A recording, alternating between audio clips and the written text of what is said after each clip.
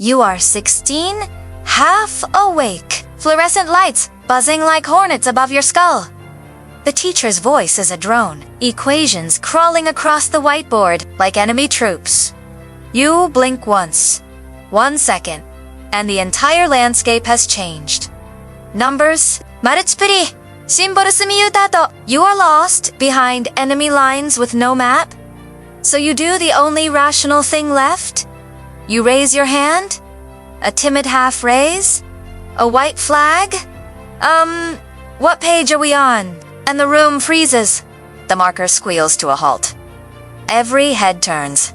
The teacher's eyes narrow over the rim of his glasses. And in that moment, brother, you have just committed a war crime. Every man in that room has heard it. The sigh. Not a normal exhale. This is the sigh of a general who has fought 1,000 battles and just watched his rookie soldier ask where the front line is. We are on page 214, he says, each syllable a landmine. The same page we have been on for the last 15 minutes. The page I announced at the start of class. The page written on the board. You look! There it is, dot in the top right corner, dot PG214 and faded marker the size of a postage stamp. From the back row, with your minus 2.75 vision. That is not information, my friend. That is a ransom note written in disappearing ink. Let me break it down for you. There are 3 dominant tribes in this war against the page question. Tribe 1, the Sarcastic Philosopher. You ask, what page? She smiles like a chess master who just saw you move a pawn backward.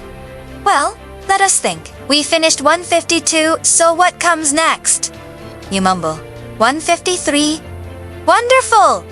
She claps. You can count. Gold star. Tribe 2. The eye just homes you, sniper. Dead. I'd. Voice colder than liquid nitrogen. I just said it. The entire class now stares at you like you have confessed to arson. But brother, you were listening? Jessica was coughing. The intercom crackled. A truck backfired outside. Your brain had a 2-second lag. That is not negligence. That is human hardware. Tribe 3, the Existential Guru. You ask the question. She gazes into the middle distance like she is channeling Socrates. Is it really about the page? Tyler, or is it about the journey of knowledge? Bro, I cannot journey if I am staring at a rainforest diagram while you lecture on Pythagoras. The knowledge is location locked. Give me the damn coordinates. Here is the science they do not teach in teacher school. Your brain is hardwired for novelty. Dopamine spikes when something changes. When the teacher flips the page, your reticular activating system screams, alert, new data. But when you blink and miss the flip, your prefrontal cortex panics. It is not laziness, it is a biological imperative to stay oriented in your environment. Asking what page is your brain's emergency GPS ping. It is not disrespect, it is survival. Yet teachers treat it like you have insulted their bloodline. Meet Alex. Third row, bad eyesight. ADHD. Mr. Henderson writes, like he is defusing a bomb. 1 equation per second. Alex looks down to grab his pencil. Looks up. The board is now a blizzard of symbols. He whispers to the kid next to him. Nothing. The kid has been drawing mechs for 20 minutes. So Alex raises his hand.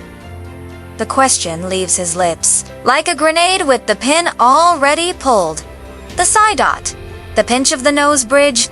The slow turn dot. Page 214. Alex squints. Sees the microscopic PG214 in the corner dot from 20 feet away. That is not teaching. That is a sniper rifle with a scope made of hope. Let us read the contract, shall we? Section 4, subsection B. Employee must, upon request, verbally disseminate the current page. Number 2, disoriented students. That is it. 3, words. Page 214. 2 seconds. Crisis averted. Instead, we get a 5-minute TED Talk on personal responsibility. The lesson falls behind schedule. And somehow, it is Alex's fault. This is the mental gymnastics of Olympic caliber. Teaching is hard. I get it. Kids are feral. The pay is criminal. But getting mad about the page number? That is the hill they plant their flag on. Brother, asking what page is the one? Moment we prove we are trying. We are engaged. We are admitting we are lost and begging for the map. That is not weakness. That is courage. Yet we are treated like we just set the textbook on fire, so to every teacher still fighting this war. Stop. Just say the number. No sigh. No lecture. No existential crisis. Page 214. That is it. You win the battle.